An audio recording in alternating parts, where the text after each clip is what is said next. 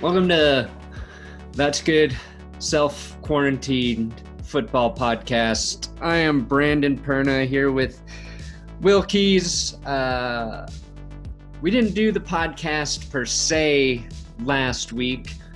We were live on my main YouTube channel, which was fun. And we answered a lot of live football questions there. Today, I don't know what the fuck we're gonna talk about, Will. There is football stuff happening.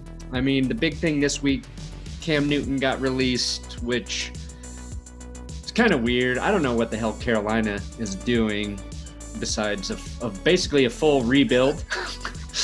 So we can probably talk a little bit about that, but it seems to me, I think you and I have both kind of talked about this a little bit. And just to throw Will under the bus, we might not talk about football today, but that has nothing to do with the fact that Will didn't give us a rundown. That has nothing to do with the fact. No, I have a rundown here, actually. We're going to talk about some free agency fits for Cam Newton and possibly Jadeveon Clowney. Will's just reading off of the NFL website. No, I'm not. Drew Brees is donating $5 million to deliver meals to the needy.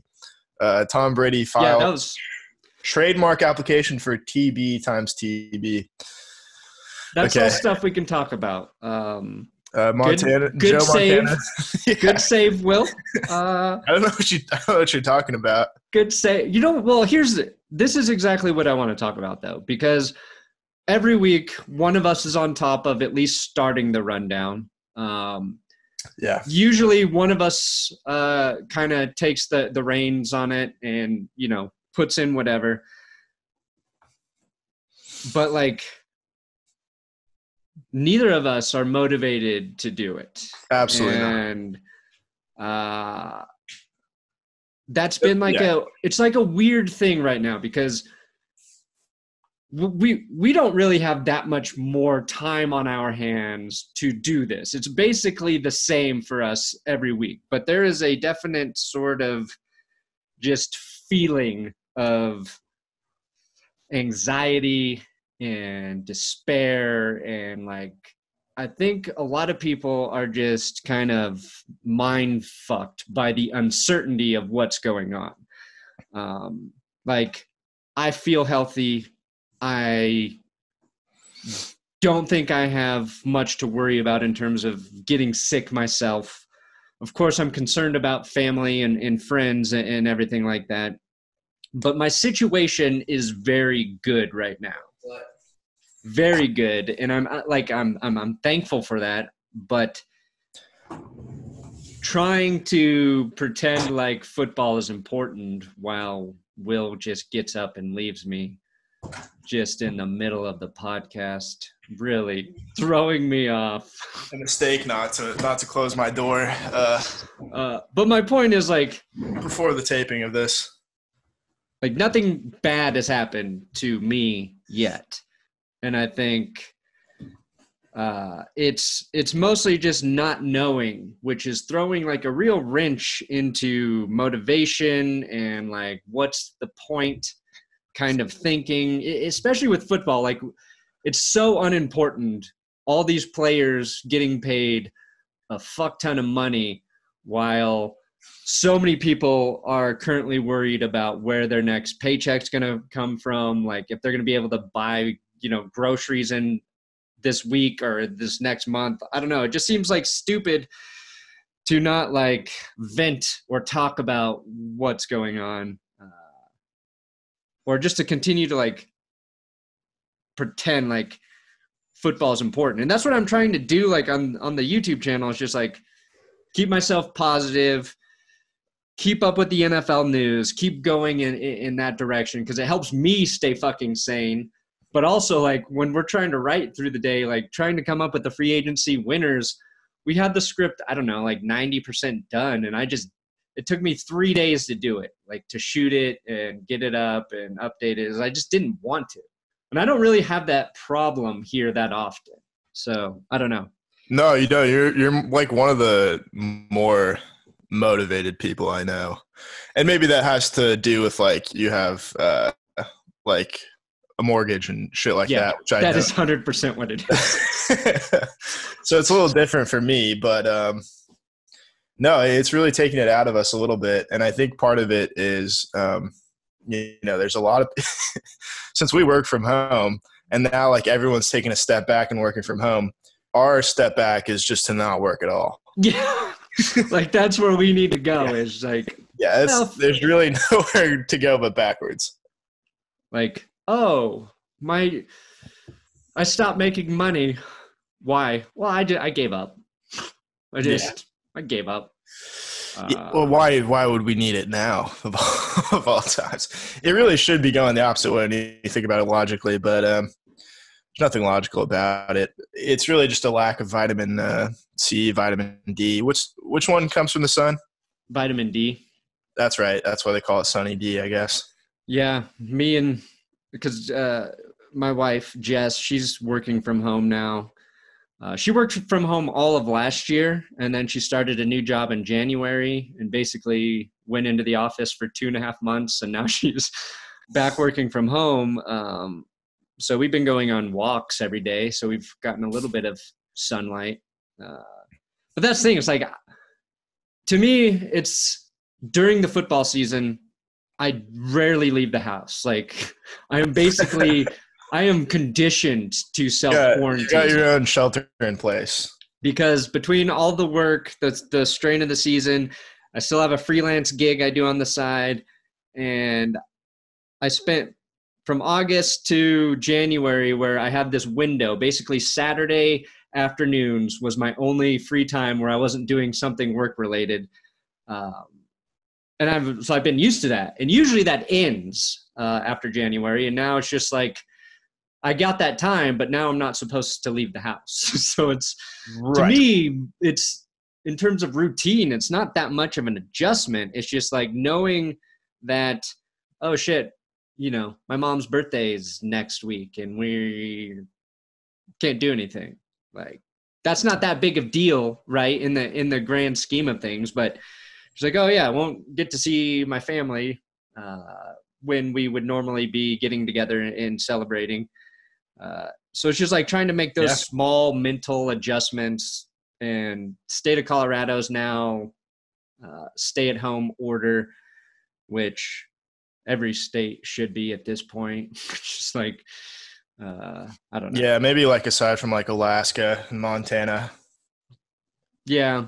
Where the land is your home. You live off exactly. the land. How are things in Sacktown, USA? We got the shelter in place very early, and not that many people have abided by it. I'm in a very walking-heavy neighborhood, and perhaps more walkers than ever. But I took a long walk yesterday, and the police didn't pull me into their car and arrest me and test me for anything. That's good. So I figured that was a good sign. Trying to get takeout from restaurants, I think, if you can. It's a helpful thing to do. Yeah, we did that last night. I've been cooking a lot. Yeah, I suck at cooking, so it's okay. I'm just patronizing restaurants more than I usually would. No, I think that's good. It's and if you have like a local like a grocery store or anything or market near you that's not like one of the big chains. I know you guys have like King Supers over there is a big one. Yep, that's where we go. I had a Costco run, and that was surprisingly nice. Like there wasn't a lot of people there. It was well stocked, and I needed to get shit to last for like I'm not like stockpiling and hoarding shit, but just like food that I know, like meat. Going to the regular grocery store has been hard to find. So it's like, oh, cool. I've got some pulled pork, some fucking red meat I can just grab here and not have to go out again for another, 2 or 3 weeks to the store. Yeah, I mean, that's like vegetables and shit. That's the deal. Is it's just like a pain in the ass to go to the store now. Yeah. Which isn't like the worst thing in the world, but No. yeah, like it's uncomfortable. Yeah, I went to the grocery store maybe last weekend. I eat a lot of salad, and Jess eats a lot of fruit. So like those only last for so long; they're perishable. Had to stock up on that. I went on a weekend, which was a mistake. And it's like there's this long ass line at the grocery store, and the guy behind me just comes up and gets like right by me. I'm like, get the fuck away from me, man. Come on. Like everybody's kind of got some good distance, and this is just like the one asshole like right up in my space. I'm like, get the fuck away from me. Don't know if he's sick, not worried about getting sick. I just don't want him. I don't want him near me. I want to see him practicing safe distancing, and the fact that he got too close to me was very offensive. And I hope, honestly, after all of this stuff clears up, we still practice 6 feet of distance between people in lines at stores. Oh yeah, lines. I think we should abolish lines in general. How? I think I haven't thought it through that far, but yeah, I want to get rid of lines. Yeah, you could be president right now with those kind of fucking foresight thoughts. A couple of nights ago, I got a takeout margarita downtown. Walked all the way there, trying to get my exercise, and then canceled it out by getting a margarita. Oh yeah. And walked back, a cool like 25 blocks, like at night, already dark out. And I just want to say shout out to the homeless of Sacramento, of which there are many. They keep their distance from me. They were like walking down the same sidewalk, and they'll like walk a few steps out of the way now. That really tells you where we're at. I got the 6 feet of separation update, you fucking germ carrying home living asshole. That's what we should do is a Photoshop of the poster for 6 degrees of separation with Will Smith, and then just turn it into 6 feet of separation, and ultimately turn it into a public service announcement, and then sell it to the highest bidder. A meme / public service announcement. Yeah, because that's what you want to do with public service is turn it into profit. Yeah, figure out ways to make money. And minimal effort, maximum profit. Exactly. That's always been our mantra here. That's the American dream. Mm-hmm. Yeah, we ordered from a restaurant last night, and they gave us a cool like drink menu. So it's like you get a 6-pack of Miller Lite for $8. Their bottles of wine, all of them were like $13. I was like, that's smart. I'm stocked up on whiskey, but like, if I need a bottle of wine for $13 to have it delivered, not bad. Not bad at all. Not bad at all. No, I'll take that any day of the week. I downloaded the new Doom game. Oh, there's a new Doom? I didn't know. Yeah. I never really played the first one, to be honest. I think that was a little before my time. Yeah. I heard the dude on Joe Rogan talking about the game, and then I saw the trailer, and it looked really cool. And I downloaded it. It was like halfway downloaded, and it says ready to start. So I was like, oh, cool, I can start playing it. But then there was just tutorials you could play. Yeah, stupid. And then it makes downloading slower. So yeah, so I got to play. I'm going to play that later. Yeah. Speaking of that, I downloaded Madden 20 a couple days ago because I beat the game in Madden 18, which is the last one I owned. I'd done everything there was to do. I was in year 9 of my franchise. I'd won. I three-peated. I won 3 Super Bowls in a row, and I said that's plenty. I think I've reached the mountaintop, and there's nowhere to go but down. So I got Madden 20. I fucking suck at that game. Dude, the game's hard. I don't know if it's just gotten harder, or it's less intuitive, or what, or I just haven't gotten used to the feel for it. But it's pretty tough. I think they went the wrong way with that game. Yeah, they seem to go the wrong way just about every year. Yeah, it's like if you jump in trying to play it with all the route and hot read shit you can do, it's just It's stupid. They tried to make it too much like actual football, and like maybe they should have a mode if you want to do that. But it should be a video game. I think they do. I like that. I like the simulation kind of stuff. I get so into my franchise and like roster moves and stuff like that.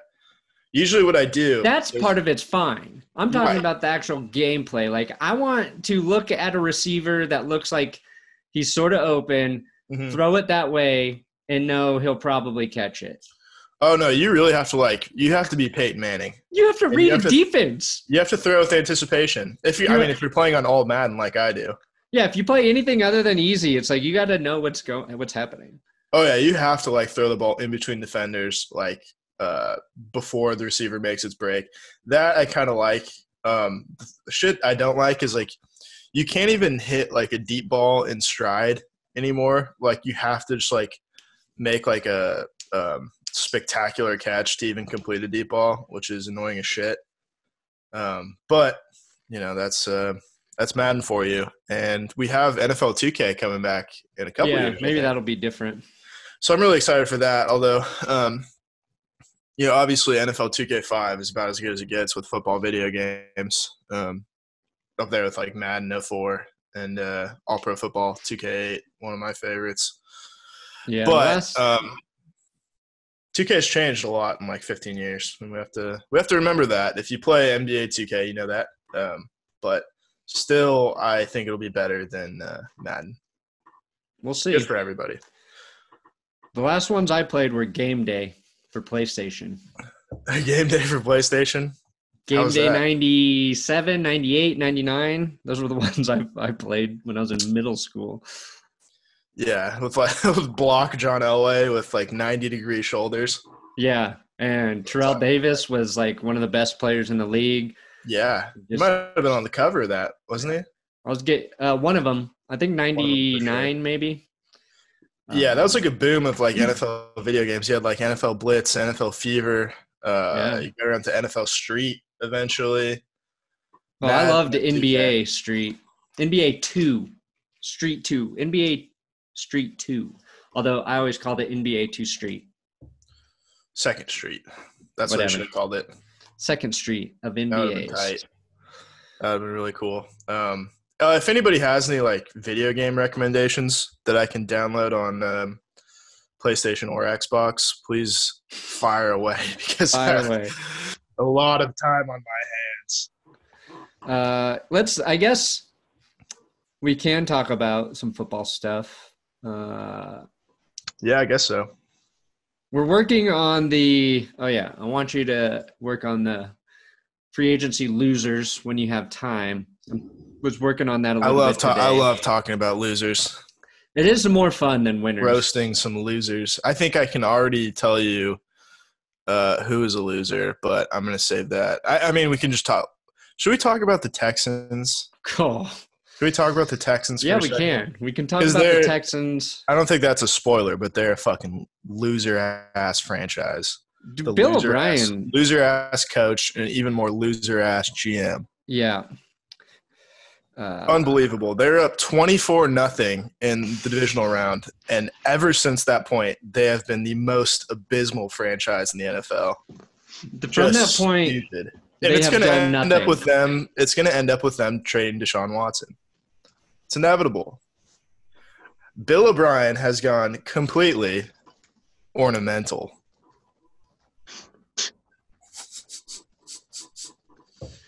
Yeah, I mean, look, the DeAndre Hopkins trade was the dumbest, hilarious. One of the dumbest football moves we've seen. I think I was starting to compare it to how it was the opposite of what Jimmy Johnson did. So he traded, Herschel Walker and got a shit ton of picks. Well, he got Emmitt he got Smith, 4 players and 8 Russell draft Maryland. picks or something like that. They basically rebuilt the Cowboys. It was Bill O'Brien is doing the opposite of that. He's getting nothing for his best players. And not only that, getting back a running back whose play has declined the last 2 years on a bloated contract. for one of the least valuable positions. And then overpaid for Randall Cobb. Replaced DeAndre Hopkins. Yeah, don't worry, Texans fans. I know you are going to miss DeAndre Hopkins, but you won't skip a beat with Randall Cobb on the outside. If you're a football fan, the most depressed should be Texans fans right now. Yeah, they've had – the city of Houston, in terms of sports, has just had a rough go the last few months. That is true. A rough go. They found out that their that their World Series title is just pretty much tainted. It's very tainted. Yeah, and their football franchise. Well, first of all, the Texans. We know what happened to the Texans, and then the Houston Roughnecks, one of the most promising XFL teams, just lost their quarterback, PJ Walker. Yeah, that's best quarterback in the XFL. Which we don't know what's going to happen with that league anymore. Sadly, because it was doing pretty well. Yeah, it was. It was. Has scooped it up. They should be back. Who knows? Everything is in question right now. I think they should have just gone for it and just kept playing in an empty stadium. Just bought up all the tests, make sure every player was tested before every game, everyone who's going to be present, and then just gone for it. That's, gotta survive. Imagine being the only live sports right now. How much you would clean up. It could have paid off. Financially really speaking. Yeah. And it would be nice to have, actual football to sort of games to talk about. Yeah. Speaking of, I've been watching old games, and it doesn't really even make sense because it's like we're not missing football anyways right now. Right. But I'm like, oh, God, I need football right now. You'd be watching basketball, though. You'd be watching NBA. I would be. If those going on. I think I just yearn for competition. Right. Really. And then baseball would be starting up right around now. Yeah. Today was supposed to be opening day for something, or? Yeah. And so I think now the earliest we'll get it is June, which honestly, good. I think that's good. I think we need a shorter season than baseball. I think this might be the best baseball season yet, honestly. Yeah, I think almost everybody thinks that, except for diehard baseball fans. Yeah, well, they're weirdos. Let's be real. That is true. I mean, baseball has the most devoted fans, but they're also the most defensive because they have to be. Yeah. And there's really no reason to justify 162 games. Of anything. No, really, no, not at all. It's just hilarious that to get to that schedule, you have to play 10 years of football to hit 160 games. And even then, you got to sneak in a couple playoff games. Yeah. No, that's crazy. That's so much. It's basically I don't know, it's like the Detroit Lions last 10 years. And they're having a really terrible offseason as well. Yeah, I think we can pile up Bill O'Brien and Matt Patricia together. Yeah. And collectively decide that their teams are going to socially distance themselves from winning. And from those two coaches. He's done terribly. And then one of their former players, Garrett Hudson, came out and said he's one of the worst people I've ever met in the NFL. No, he said in his entire history of football. Yeah, which I guess goes back to Pop Warner. One of the worst people he has ever been around in football. Which, first of all, I believe it, just because. Yeah, you never liked Patricia. No. I think you have to be a weird kind of person to have that shtick of keeping a pencil in your ear at all times. I think that's just vanity. And it makes you a weird person to keep doing that over and over again. But that's really my only evidence against him. He just looks angry all the time. Right. Yeah, he looks like if you gained 80 pounds and just kept a pencil in your ear and you just had a completely opposite temperament. You're probably a better coach than him too. Check out that pencil. That is old. That's nice. That's nice looking. That's hat. Made in China. Oh. Oh, is that an eraser? Nice. Another pencil. With those knickknacks. There used to be like more cool NFL knickknacks back in like the early 2000s, 90s, I think. That was a prime of knickknacks. Yeah, I think the knickknacks have gone downhill significantly. Nickety knackety. Yeah. Now, I don't know. Everything's too like, everything has to be licensed and like, yeah, it's mostly just the Nike logo. Yeah, and like fucking Tom Brady trademarking TB times TB. What a douche. Okay, but does that mean his new trademark is going to take precedence over his old trademark of TB12, and he's going to switch numbers in Tampa Bay? Oh, I don't know. That would be – I kind of like that idea. I think he just wants to make money off of both. No, it's true. I mean, that's going to be the case. But I think I would respect him if he let Chris Godwin, who's like already an established elite type player, keep his number, and he goes for like his old college number, 10. I think that would sell me on Brady a little bit. Interesting.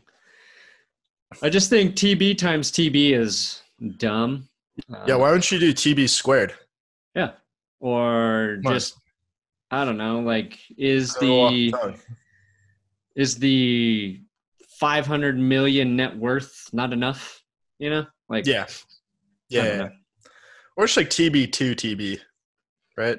Yeah. I think we could come up with like a few things better than TB times TB. Or BBTV. BB. TBTV. BBC TB. Yeah. You think Brady's going to live in Tampa? Temporarily, maybe. Well, I don't know. I can't see him living in Tampa Bay. Yeah, I feel like he's going to be there 2 years, and then he'll have a home on the East Coast and one on the West Coast. Like supposedly he signed with an East Coast team because, you know, he has got a kid in New York. So he wanted, I mean, that's still like Tampa Bay to New York, still a long flight. So yeah, I mean, it's not that much of a difference. Yeah. When you get down to it. But that's supposedly why he didn't sign with the Chargers. I think it's because also they're the Chargers. They're the Chargers. Yeah. And he was going to be unequivocally outshined by Patrick Mahomes. And then Drew Lock. Drew Lock and then Patrick Mahomes in that order, of course. And then Marcus Mariota, who will be starting for the Raiders this season. Mark my words. Mark Davis, my words. Shit, what was I going to say? Oh, yeah. I was listening to a podcast, and I'm not going to name names, but it was the Ryan Russillo podcast. It wasn't Russillo, who I respect and enjoy his takes, but yeah, he's like Kevin Clark from The Ringer, who I mostly like. They're smart, but like they know they're the smartest people in the room at The Ringer, and they're just like really like smug about it, right? And really condescending. But like they got caught up, and this is like it summarizes like exactly what I've thought about Phil Rivers and the Chargers like the last, I don't know, like 7 or 8 years. He first off, he goes to like, you know, he's talking about Phillip Rivers going to the Colts and saying that like Phillip Rivers, you know, it wasn't at all a decline in play last year. It was just the fact that he had no help last year and he had a bad supporting cast around him. And then he goes to talk about like how the Chargers can survive with like Tyrod Taylor for a season because they've got such a good roster. I'm like, what the fuck are you talking about? You just contradicted yourself. Exactly. And then they went on to say that the Broncos should sign Cam Newton to give Drew Lock competition. And if Drew Lock can't handle that competition, then he's not the guy. All of those takes are wrong. All of them. Yeah, I mean, we can acknowledge that, like, if Cam Newton was like completely healthy next year, which I don't think is the case whatsoever, or else he'd be on a team right now. Yeah, I mean, Cam Newton at peak level right now would probably beat out Drew Lock in year 2 with like no off season. Yeah, it's like, why would you want to have to pay another quarterback $20 million though, on top of right ignoring the fact that you're going to hinder the development of the guy you're excited about? I've seen a lot of this. Was like, I forget the guy on Twitter. He was like, man, there's a lot of Broncos fans overly confident about Drew Lock. And I think he was another person who suggested Cam go to Denver. And everybody's like, we have a quarterback that we like right now. Yeah. Please stop shitting on that, because is Drew Lock guaranteed to be great? No. Is there a lot for him to work on as a quarterback? Yes. But when you win 4 out of 5 games and you look competent and you bring some enthusiasm to the team, like, let the fan base be excited about that. Especially right now when we really have very little that we're sure about. Yes. And if mark my words, if this virus takes away a year, well, I thought about it because it's going to take a year away from Patrick Mahomes' prime. But if it also takes a year out of Drew Lock's prime, I'll be upset. I'll be upset. And I'll declare war against this virus. It's going to be like that scene in Predator where they all just like have their guns and they're just like shooting into the forest at nothing in particular. It's going to be me. It's going to be me against the virus. Oh, shit. That would be crazy. Revenge. The only thing that keep Tom Brady off of the football field is the coronavirus. Like 43 years old, and he doesn't play. He is. He and Adam Vinatieri are officially the 2 most at-risk individuals. Yeah. According to guidelines. I mean, there's probably someone like diabetes, but Jay Cutler. Yeah, Jay Cutler's got to watch out. We're clipping that out in case anything happens to Jay Cutler, which I would be. Well, let's not bring that up against or around Adam Rank, please. Right. I hope Jay Cutler, I hope he goes to the booth, like he was going to before he joined the Dolphins. But I hope he does it the same way that he, acts around his wife on the reality show. Yeah. I want that. I don't want Jay Cutler trying to be a commentator. I just want real Jay Cutler. I want very funny. Basically the opposite of Tony Romo. Yeah. I want the play-by-play guy. Just imagining like Jay Cutler goes to Monday Night Football, which automatic upgrade, first of all. The Joe Tessitore's like, what do you see here, Jay? He's like, I don't fucking know. Jay, let me remind you that we are beholden to the FCC, and you it's like, oh, fuck off. That's it. Like, Tessitore's not bad, right? He's just partnered with Booger McFarland. He's kind of he's a tryhard. Yeah, he's just like, to me, he's just like an average commentator. He's not bad. He's not bad at all. He's a tryhard. He's better suited towards college. He just gets a little too excited. When like I think the NFL is, I like the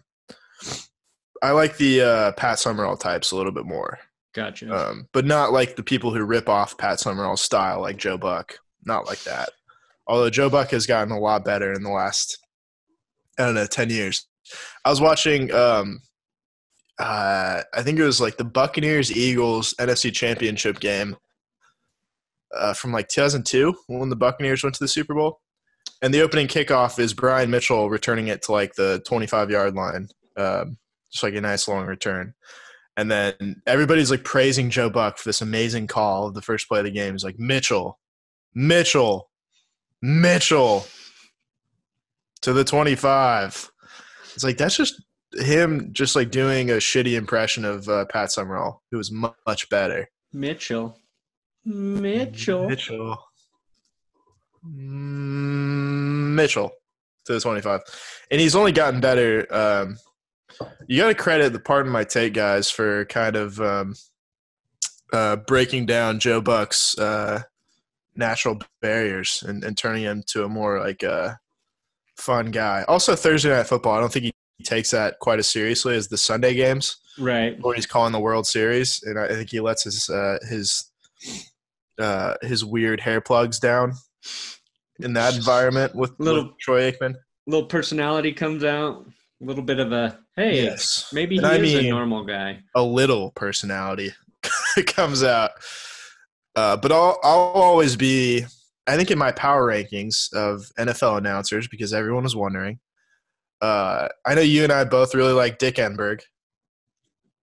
You mentioned Dick Enberg a couple days ago. Yeah, he's one of the good dicks. A great dick. One of the best dicks around. Did you rest in peace? Did you see the old college video I used? No, because I listened to it in podcast form when I was watching. Oh my god, that's hilarious! I can't believe I didn't though. I meant to tell you that it's like it just happened that you wrote in like find embarrassing video, and that night this guy I went to college with found like the DVD we'd made. He's like, I'll encode it and send you, a link to it. And I was like, oh, wow, this is like perfect timing. And I was excited to watch it. And then I was embarrassed by how bad it really was. Well. It's like an intro video class, too, where we had to explain how to use a camera. So it's really bad. Nice. Anyway, you were talking about ranking announcers. Dick Enberg, and then I think Greg Gumbel. Not to be confused with Brian Gumbel, who is far inferior to his brother in terms of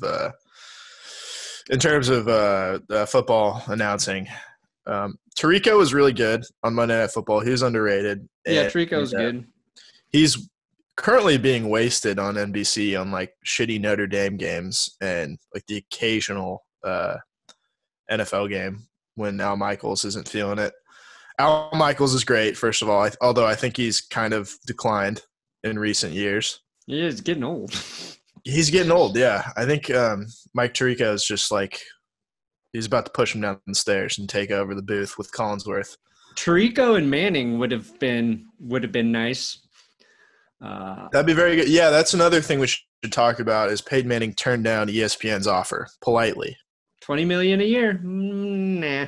Which should mention is more than he made annually with the Broncos. He made $19 million a year when he signed with the Broncos in 2012. That's crazy, man. And ESPN offered him $20 million a year. Yeah, here like being the football guy in there, the guy who played, like that's something nobody else can do really, unless you have a deep understanding of the game. So getting a guy like Manning, like I see why you want to pay for it. And obviously there is talent that is involved in commentating through a 3-hour game. But having tried it myself on YouTube, shit's hard. It's hard. But the biggest thing, the difficulty I found is in like if I would call a non-Broncos game, you're like, oh shit, there's a lot of players I don't really know who they are. So it's really like, I think once you know all the players' names, and you would have access to that, they actually give you that information and you prepare for it. It's not that hard when you're just describing what's happening. When you have somebody else who's going to tell you why this thing happened, like I'm saying, I think a lot of people could do that job after a little bit of practice. Yeah. And I think not the Peyton Manning part, but you got to have some personality. Everything you get better once you do it. But I love that the way like Tony Romo and Jim Nantz practiced back in the day. And by back in the day, I guess I mean like 3 years ago, is they just like watched old games and turned the sound off, which I think they could do that. Or I know that Tony Romo practiced using Madden. Oh, which is like pretty cool too. That's pretty cool. Yeah, it's all about building a chemistry with the guy you're talking with too. Like you got to kind of know where the other person's going. And I think I remember that first season with Nantz and Romo. People were saying like Nantz didn't like Romo. Yeah. Well, he was so used to Phil Simms adding really nothing of substance. Yeah. that he was a little bit taken aback. In fact, I was watching a game from 2012 with the Broncos, Peyton Manning against the Raiders. And it was just like, even in condensed form, you could tell that like, even after what, like, I don't know, 8 or 9 years together, Phil Simms and Jim Nantz like had no chemistry. Phil Simms was like trying to give Jim Nantz a nickname, like right before a play started. He like had to call the play, and Jim Nantz is like, "I'll let you think about that one." Manning takes a snap. Phil really had no feel for broadcasting, even after like, I don't know, like long time, 17 years in the booth at that point. He's just the most vanilla one of them all. He was vanilla, but he also just wasn't really good at his job. He was vanilla. He had that just like undecipherable Southern accent, so he'd pronounce words like the Colts that would turn into the Coats. The Coats. Do you watch Schitt's Creek? No, I watched like a couple episodes. It just reminds me like Moira, Catherine O'Hara's character. Oh yeah, yeah. And I heard him talk about this on Conan's podcast, but it's like her accent is just, you don't know what it is, and it's just a weird like voice she sort of made up. And that's kind of like what Phil Simms is like. You're like, where's he from? The north, the south, the east? I don't fucking know. He's just like from like the southern part of a northern state. Yeah, basically is what it sounds like. I know he's from the south, or what. I think he went to like some made up college. He's like a Canadian in Alabama. That's the best way to describe it, I think. Who spent his college years at Boston. Yeah. Then played in New York, so he's got like a little bit of New York in him. Yeah, he was not very good. But Romo's good. Yeah, Romo's good. I think we're all looking forward to Peyton Manning when he takes over, which I think he's just like enjoying his time with his family. And I think he's going to wait a little bit and then do it when the time is right for him, because like the offer's always going to be on the table. Yeah, that's what he realized. Like, I'll get this job whenever I want it. Yeah, it's like, why would I do it right now? Like, season might not even start on time. I'm going to spend time with my family while my kids are like, I don't know, 7, 8 years old. Yeah. Whatever. Probably a time where you should be around your kids. Unless there's like, yeah, exactly. The only other thing is like if he and his family are interested in becoming at least part owner of a organization at some point. Yeah, that could be. I mean, yeah. They don't have enough money, which is the big thing you need to buy a team, but like. Well, I mean, yeah, you can do. They can get the money. You can be kind of like the minority stakeholder. Yeah. And then, but kind of assume like the major responsibility in terms of running the team, which I don't think would be a bad idea at all. He could just kind of partner up and get in a group like Jay-Z. Jay-Z, right. who runs operations for the Brooklyn Nets, of course. Right. The reason that they signed Kevin Durant and Kyrie Irving. But yeah, I forget about that. Oh, yeah. I mean, Kevin Durant hasn't played this year and also has coronavirus. So does he? He does, yeah. Damn. Yeah, I think it was asymptomatic, though. Which most of the NBA players are, because like they're the healthiest people on the planet. Yeah. For the most part. No, that's the one thing I feel good about is like I exercise a lot. My lungs feel good. I eat fairly well. Yeah.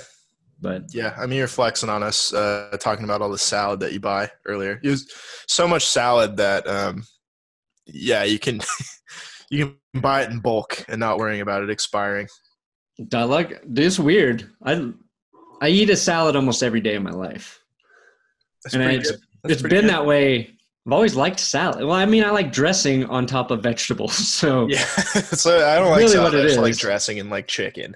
I like dressing and I like blue cheese, baby. Oh yeah, that blue cheese crumble. Give me. I get the big Costco blue cheese. It says that shit expires, but it's blue cheese. It's like it's already expired. Exactly. You buy it. Did we already talk about this? I think so. Yeah, but fuck. Yeah, I remember talking about the Costco blue cheese. They're bleeding together. Yeah, you were saying that you just eat it by the spoonful out of the bucket. I'll take hits of that shit. Like candy.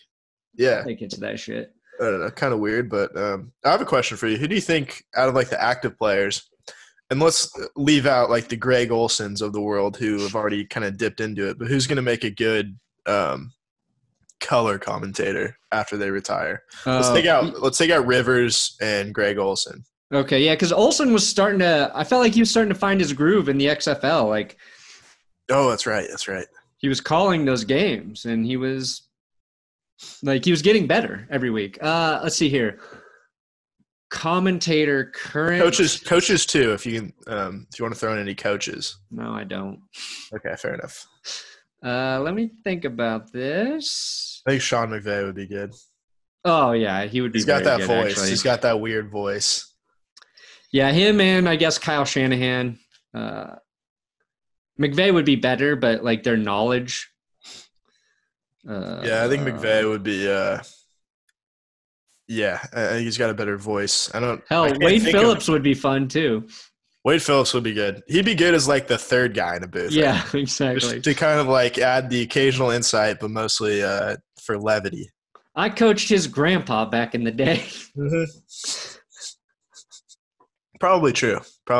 Considering he's been coaching since like the late 70s, I think. Right. With the Oilers. I love that clip of that Oilers-Steelers AFC Championship from like 1979 when Mike Renfro catches the touchdown. That was clearly a touchdown, but they didn't have review back then.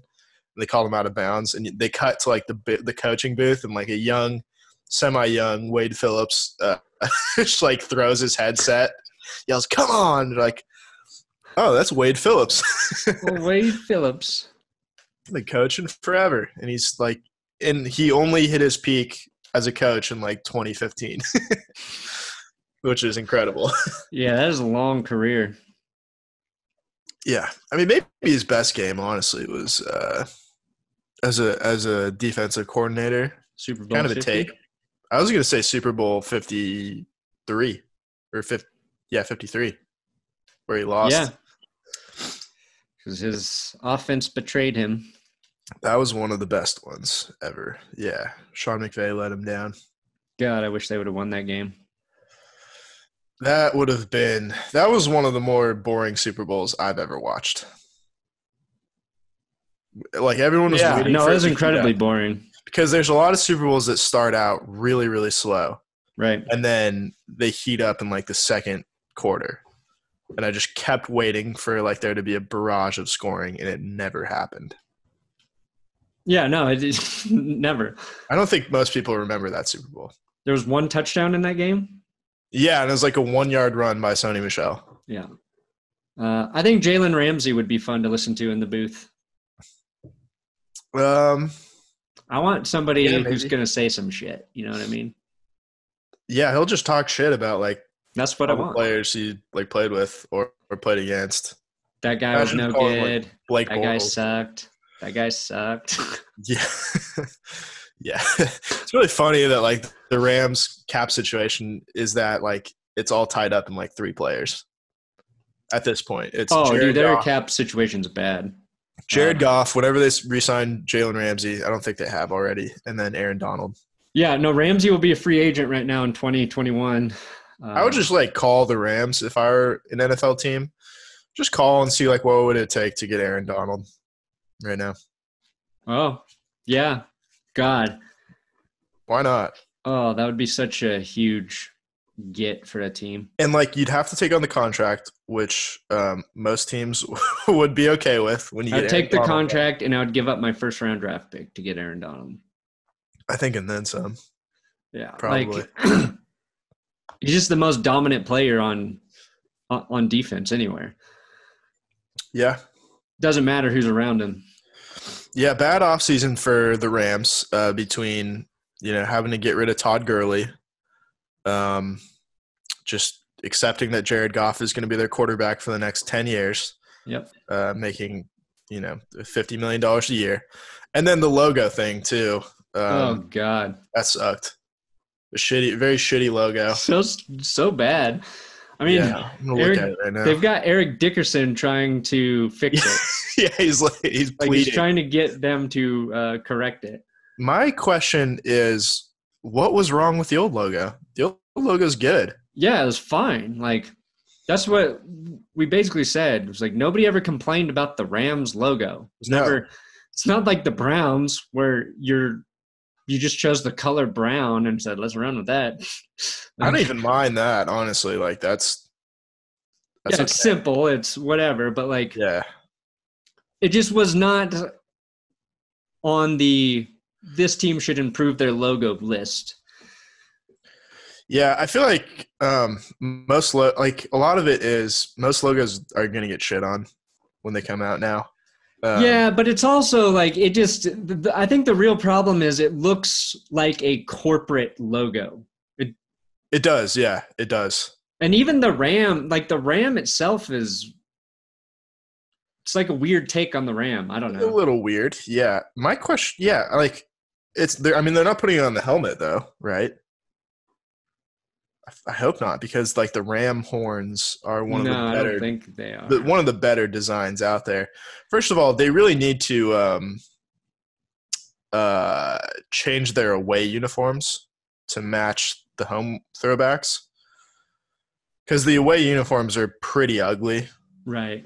And I think they should just go full throwbacks with because the blue and gold home ones are beautiful. They're simply beautiful. And no, I dig them. Yeah, we need the uniforms that they played the Super Bowl in back in 1999.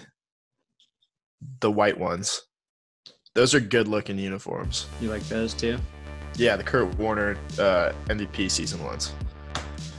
The ones in between are atrocious. Which ones?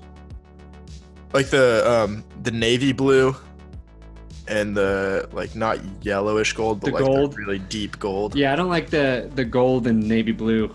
I like the navy blue with the white when they do that. It's okay. It's better. When they had the blue uniforms with the gold pants, that was a bad look. Also, the white uniforms with the gold pants. Anything with the gold pants was ugly. We like the yellow pants or the white pants. Yeah, just like the old ones. Just the old ones. That was a bad era for uniforms in general. You had those were terrible, and then you had the Bills uniforms in the 2000s, where they switched away from the Jim Kelly ones before they went to the I don't remember. Kind of throwback-ish style AFL ones that they have currently. Those are pretty nice. I like the Bills right now. The JP Lossman uniforms were I know what you're talking about. Pretty abominable. The Giants, I've never been a fan of theirs. I haven't either. I really dislike their away uniforms. I like when they go all white. I think that's a great look. But the gray pants with the white uniforms that they played the Super Bowl in twice. Oh, right. Those gray pants ones. Gray pants are very ugly, in my opinion. Well, I think that's a good spot to end it. I'm done. Yeah, our best take of the day. I'm done talking about clothing. Yeah, I mean, really didn't talk about anything today. No, thanks for wasting your time, which you have time to waste. So you probably do. You're welcome. You're welcome. Yeah, stay safe out there. Stay safe, stay healthy. We love you. We do.